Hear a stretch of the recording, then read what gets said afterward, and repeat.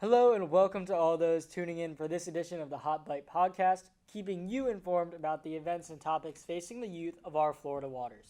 I'm your host, Jonah Bennett, and today we will be talking about the incredibly important subject of ocean conservation.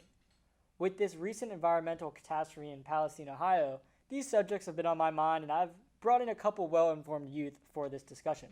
Joining us today will be my own sister, Lorelei Bennett, CCA member who has recently received a scholarship for this. Lorelei, welcome to the show.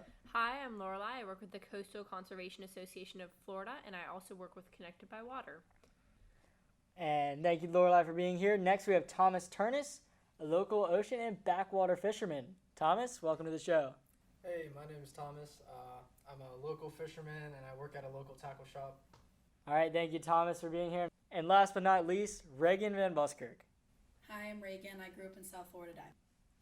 All right, thank you, Reagan, for being here. And to start off with, I know this has been circulating around the news, and it's the topic of East Palestine, Ohio. There's a freight train that crashed and actually came off the train tracks, and a lot of chemicals and pollutants were released in this town, and the toxic cloud was actually seen from space. Have you guys seen this? Yes, yep. So, well, it's been seen from space, and there are a bunch of environmental issues with it, and a lot of people were worried about even drinking the water. And that had me thinking about something not as large of a scale, but still relevant to us, boaters accidentally pumping fuel into the water. So I've seen this multiple times, and people that aren't super knowledgeable about boats, they'll actually put the fuel nozzle into the rod holder. Exactly. Like that. So one of the things that we'll talk about today is how to prevent this.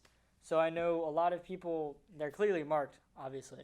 Yeah, say fuel or diesel or whatever, right on the cap. Yeah. Not You everyone need a can special read. tool to open it. It's not just open. Yeah, so when people are doing this, sometimes it's moving so fast they'll hit in the rod holder, and we'll see these sheens actually start affecting our canals very quickly. So Thomas, I know you fish in the backcountry and you're looking for snook and tarpon in the back canals, two off bridges. Do you see any of this pollutant coming back to further in where these really smaller estuaries are affected? Yeah, so a lot of the time I fish spillways and the bridges that are back far away from the inlets, and especially back in the spillways, there's a bunch of just garbage in the water. Those spillways connect a bunch of canal systems through the state of Florida all the way up to Lake Okeechobee, and it just dumps mass amounts of fresh waters full of fertilizers that are coming out of these fields and farms all the way from Okeechobee all the way down here. There's hundreds of canal systems that feed into the intracoastal that then dumps into the ocean. And that water is all full of pesticides and chemicals from the fields and the farmers. All that runoff from their crops just goes straight into the water. And it floods into the water systems that lead out to the ocean. And So, along with that is trash. Like, there's just tons of trash. so you're saying the issue is less fuel and more so fertilizers coming from these spillways? Well, there's both, but a lot of the thing that I see is stuff coming out of the spillways, pumping into the water. It's a lot of pesticides, a lot of trash.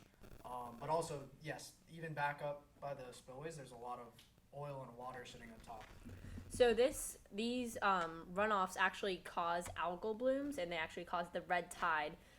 You'll see it floating in your waterways. I mean, it's disgusting. The fish are feeding on this. And a lot of the issue are the sugarcane industries that are happening. Everyone's talking about how economically we need the sugarcane industries in Florida.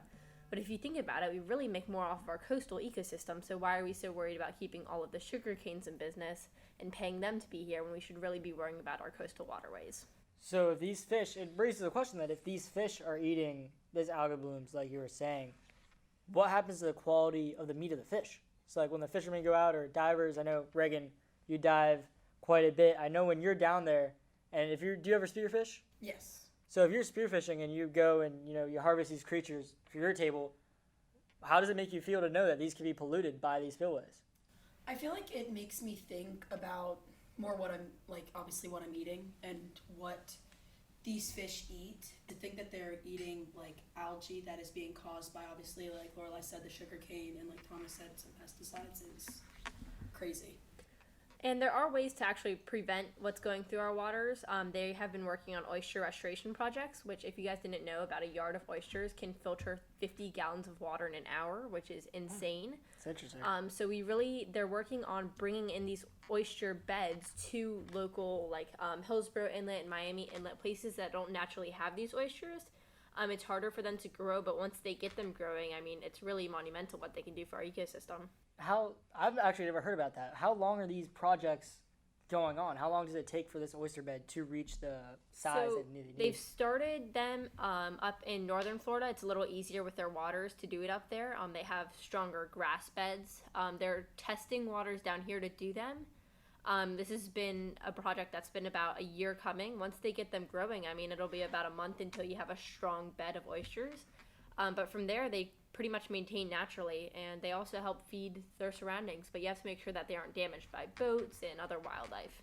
So this is a naturally occurring environmental process that actually helps us clean up our mistakes in the environment. Yep, and it's all being aided by the CCA. That's their main focus, but other organizations like Captains for Clean Water are also hopping in to help for this. I don't think I actually asked you to go in depth on CCA. Can you give us a little bit more about this organization? So the CCA, the Coastal Conservation Association, is all throughout the southern states of the United States, and they all work together. Generally, our Florida CCA is very strong.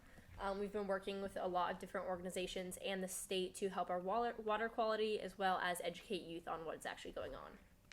Lorna, I had a question about how the oyster beds grow. So the oyster beds grow, actually, a lot of it started by donated oyster shells. If you just go to a raw bar and have some oysters for dinner, they're going to save the shells and actually donate them to the CCA to start these. So they're able to fertilize half of the shells, like they're one side of them, and in about a month they'll regrow to cover and become a full oyster. And these are plotted onto cement plots and placed in inlets or other areas where they can automatically grow. And it'll take about a few months for them to really stick in and become part of their area. But once they're there, they're generally there to stay. That's incredible. And I know that would actually, like, just bring it back to all of us and how we're connected. I know, Thomas, you fish on bridges and spillways a lot.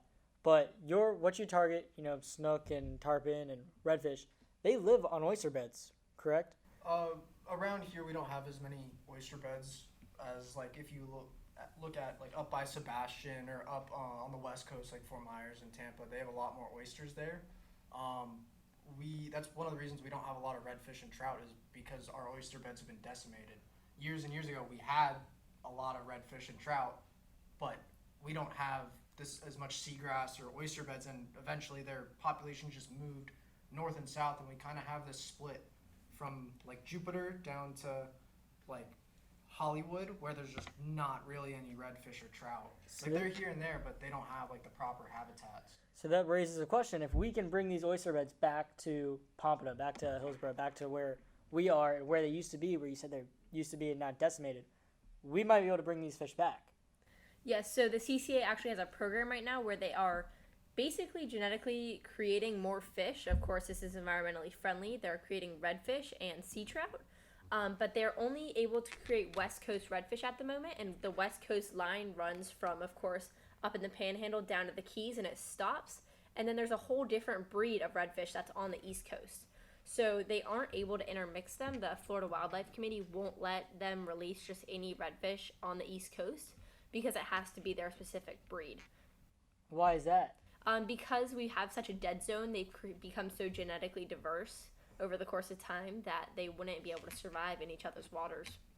It would turn into, like, a invasive species in Florida, like a Florida invasive species, like a regionally invasive. Yeah, that's news to me. I would never have thought we had a species native to Florida become so divergent from each other because of this issue that we've created with fuel spills, with plastic, with these fertilizers, that they can't even breed, that they're so genetically different they can't even reproduce and continue living as normal. So that is something we will continue and pick up on in our next Hot Bite podcast. And I'd like to thank everyone for listening. And Lorelai, Reagan, and Thomas, thank you for your time. And I hope you guys will tune in for the next podcast, as we will continue to talk about the conservation of our environment and our ecosystems here in South Florida. Tight lines.